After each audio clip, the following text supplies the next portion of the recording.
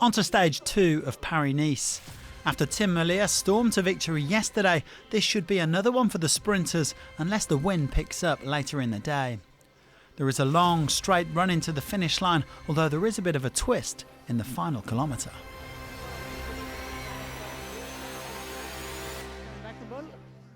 Le point stratégique, ce sera le rond-point à 500 mètres, où voilà, il est large mais il va passer vite.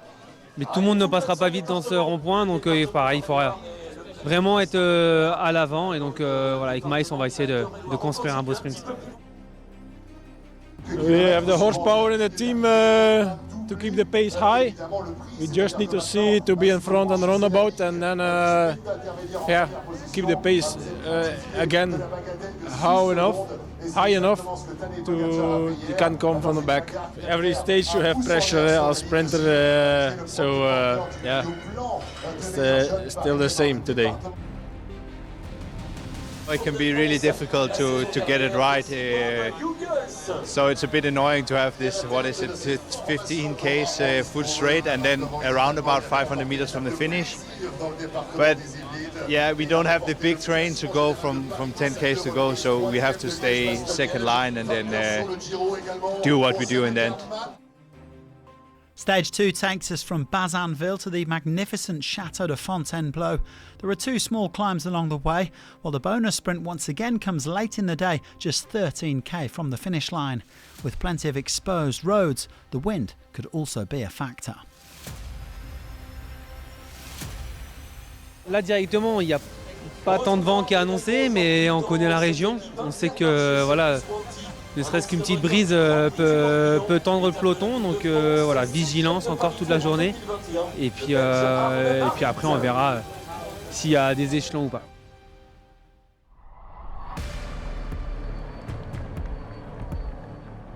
Only one man went up the road for the second day running, Jonas Gregar of UNO-X, but he was always kept within 5 minutes. There was a little bit of a split with 75k to go, but things soon came back together. The average speed remained pretty high though, over 44 kilometres an hour, and they actually caught Gregar with over 50k remaining. The Dane taking over from Nielsen Paulus as the new king of the mountains.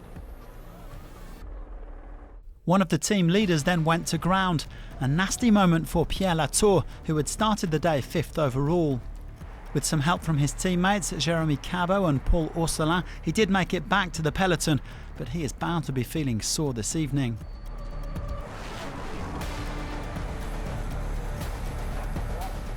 With no more echelons in the offing, the next big moment was the intermediate sprint, 13k from home, where Tadej POGAČAR was looking to hoover up more bonus seconds.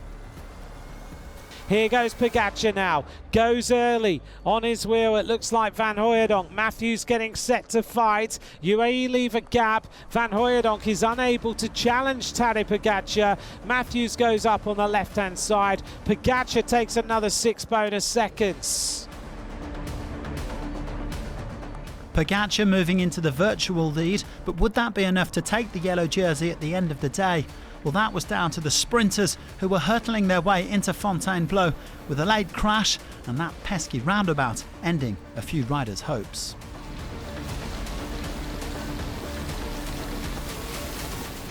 Coy now goes for the sprint. In the middle, it's Pedersen. Pedersen looks superb. In the middle, it is Mads Pedersen, the world champion formerly, takes the win into Fontainebleau.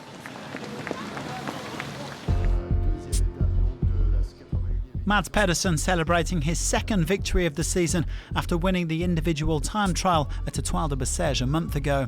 The Dane making the most of a fine lead out from Alex Kirsch to get to the line just ahead of Olaf Koy. The 2019 world champion adding to his stage 3 win at Paris-Nice last year and replacing MERLIER as the race leader. It's nice to start the season well, and Paris-Nice is it's a really nice race, so of course it's nice to get a win. It is a really hectic sprint like this. We have like 10 Ks full straight and then the roundabout in the end.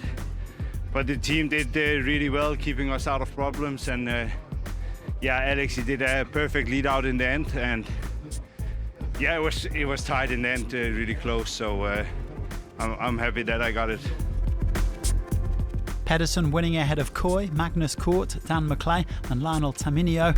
Tamar rounded out the top 10 for the second day running, with MERLIER down in 14th. Pedersen now leads the race, having picked up 14 bonus seconds over the first 2 stages, but he's only 2 seconds clear of POGAČAR, who's taken 12 at the bonus sprints.